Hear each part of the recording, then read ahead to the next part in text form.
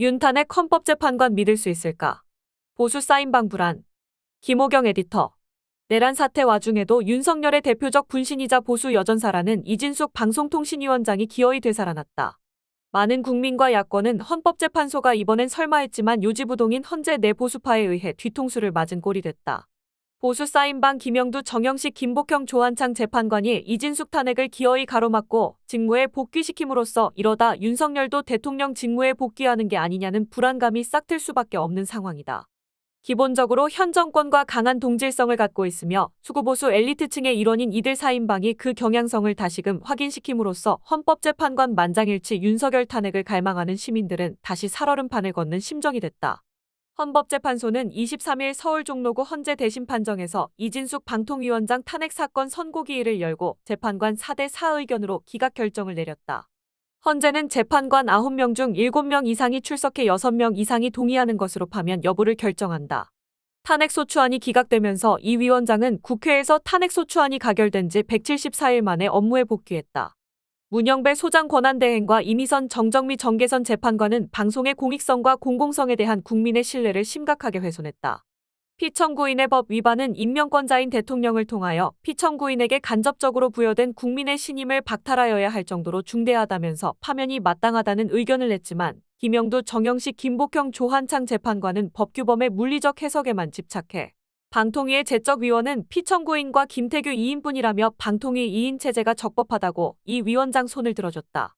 이 위원장이 KBS와 MBC 대주주 방송문화진흥회 이사 후보자를 부실하게 심사해 부적격 후보자를 임명했다는 소추 사유에 대해서도 보수 사인방은 후보자 면접을 실시하지 않았다거나 회의에 소요된 시간이 1시간 45분 정도였다는 것만으로는 추천 임명 과정에서 대표성과 전문성이 고려되지 않았다고 인정하기 부족하다고 상식과 논리에 맞지 않는 비합리적 주장을 아무렇지도 않게 설시했다.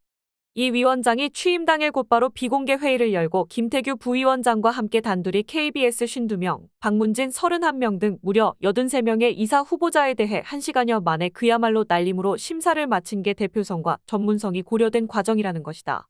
이 같은 탄핵 기각 사유는 사실관계와 법리상으로도 납득하기 어렵지만 이 위원장을 앞세운 윤석열 정권의 조직적인 언론 탄압과 방송 장악이라는 전체 맥락을 도외시하고 나아가 이를 헌법의 이름으로 용인해줬다는 차원에서 심각한 문제점을 내포하고 있다.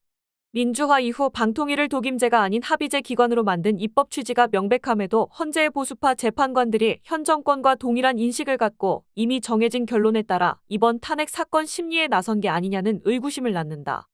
차기 박문진 이사 6명의 임명을 효력 정지하는 등 법원에 잇따른 제동으로 동력이 상실되는 듯했던 방통위 2인 체제의 헌재가 다시 날개를 달아줌으로써 방송농단이 전방위적으로 재개되는 건 시간 문제가 됐다. 더욱이 이 위원장은 헌재의 탄핵 심판이 한창 진행 중인데도 극우 유튜브 채널에 잇따라 출연해 가짜 좌파들과 싸우는 전사들이 필요하다. 더불어민주당이나 좌파 집단은 우리가 상상할 수 있는 모든 것을 하는 집단 등의 발언을 서슴지 않았다. 헌법과 국가공무원법이 규정한 공무원의 정치적 중립 의무는 처음부터 안중에 없었다. 12.3 비상계엄 이후에는 자신의 SNS에 현직 대통령은 오직 한 명뿐, 유죄가 확정되기 전까진 무죄 등의 게시글을 올리며 윤석열을 옹호해왔다. 이 때문에 언론노조 MBC 본부는 윤석열 정권의 방송 장악에 눈감은 헌재 결정 규탄한다는 제목의 성명을 내고 한동안 잠잠했던 윤석열 정권의 방송 장악 망령을 다시 우려해야 하는 상황이 됐다.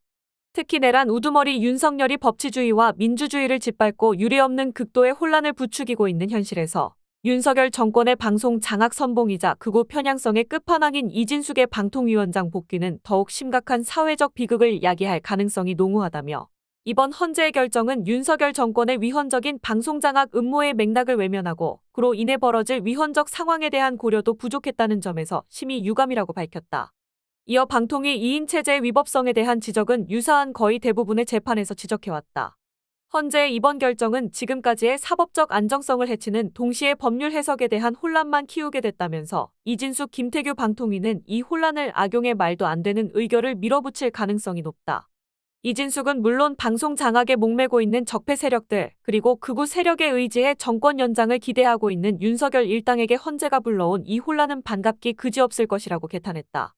민주언론시민연합도 성명을 통해 내란 세력이 준동하는 가운데 이번 탄핵 기각이 공영방송의 독립성과 자율성을 위협하고 민주주의를 후퇴시킬 것으로 크게 우려된다며 탄핵 기각 의견 재판관들은 이진숙 이전부터 윤석열 대통령 지명 2인 체제가 헌법이 보장하는 방송의 자유와 공공성, 독립성을 파괴했다는 사실을 제대로 살펴봤어야 한다. 그 맥락에서 이진숙이 공영방송을 장악하기 위해 저지른 만행을 판단하는 게 마땅했다고 지적했다. 그러면서 이진숙 위원장의 심각한 헌법 및 실정법 위반 행위를 외면한 헌법재판소의 탄핵소추안 기각 결정에 대해서는 언론 자유의 역사가 심판할 것이라고 일갈했다. 헌재의 윤석열 탄핵 심판이 만에 하나 기각으로 결론 날 가능성과 관련해 지금까지는 주심을 맡은 정영식 재판관에게 주로 초점이 맞춰져 왔으나 김영두, 김복형 재판관도 그 못지않은 복병이라는 시각 또한 적지 않게 존재한다. 모두 윤 대통령이 임명한 이들 재판관 중 김영두 재판관은 대법원장 지명이 유력하게 거론됐을 정도로 현 정권의 신임을 받으며 헌재 결정에서 강한 보수성을 표출해왔다. 그는 이적행위 찬양 고무를 금지한 국가보안법 7조에 합헌 의견을 냈고 공소권을 남용해 서울시 공무원 간첩 조작 사건의 피해자 유우성 씨를 보복 기소했던 안동환 검사 탄핵 심판 사건에서는 정영식 재판관과 함께 안 검사의 결백을 주장했다. 김복형 재판관은 윤 대통령이 임명한 조희대 대법원장에 의해 지명된 인물이다. 보수적 정체성과 관련해 지난해 9월 국회 인사청문회에서 건국절 관련 질문에 17초나 침묵한 장면은 상징적이다. 김 재판관은 당시 대한민국은 1919년 4월에 수립된 나라냐, 1948년 8월에 수립된 나라냐라는 더불어민주당 이건태 의원의 간단한 질문에 묵묵부답으로 일관의 법사위 야당 의원들을 아연실색하게 했다. 보다 못한 이 의원이 헌법상 대한민국은 3.1 운동으로 건립된 게 맞지 않느냐고 거듭 물었지만 김 재판관은 그렇게 해석할 수도 있을 것 같다. 그렇게 해석하는 것으로 안다고 남 말하듯 대꾸해 이 의원이 본인의 생각을 묻는 것이라고 분통을 터뜨리기도 했다. 그제야 김 재판관은 뭐 그런 견해에 동의는 한다고 마지못한 듯 건성으로 수긍했다. 조한창 재판관은 윤석열 정권 들어 대법관 및 헌법재판관 최종 후보로 여러 차례 하마평에 오르다 국민의힘 추천으로 헌법재판관이 되더니 역시나 보수 본색을 곧바로 드러냈다. 그는 양승태 대법원 시절 사법농단 사건에 연루된 전력 때문에 재판관 지명 때부터 논란이 컸는데 서울행정법원 수석부장판사로 근무하던 2015년 옛 통합진보당 의원들이 정당 해산 결정 이후 낸 행정소송과 서기호 전 정의당 의원의 판사 재임용 탈락 불복 소송 등에 개입해 각 재판부의 원고 쪽에 불리하게 재판을 진행하라는 법원행정처의 지침을 전달했다는 의심을 받았다. 국회가 탄핵소추를 의결한 공직자 가운데 헌재에서 인용 가능성이 가장 높다고 평가됐던 이진숙 방통위원장 사건마저 이들 4인방이 기각함으로써 한덕수 총리, 박성재 법무장관, 최재해 감사원장, 이창수 서울중앙지검장도 줄줄이 되살아나 직무에 복귀할 것이라는 전망이 우세하다. 내란 수괴인 윤석열 대통령 탄핵 심판 사건은 사안의 중대성과 위헌 위법성이 확실해서 다른 사건들과 다를 것이라고는 하지만 윤석열 측과 정부 여당, 보수 진영 및 극우 세력의 백내시가 갈수록 거세지는 국면에서 이들 재판관이 시류와 압력에 영향받지 않고 평소 성향과도 상관없이 법과 원칙에 따른 판단만 조칠지는 알 수 없다. 특히 국민의힘에서 지도부가 앞장선 채 헌재가 야당과 짬짬이를 하고 있다.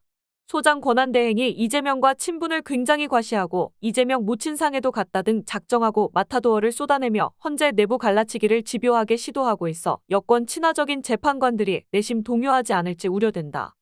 헌법재판관 현황은 진보 성향 3명, 중도 보수 성향 5명으로 구도만 보자면 윤석열 탄핵을 장담하기 어렵다.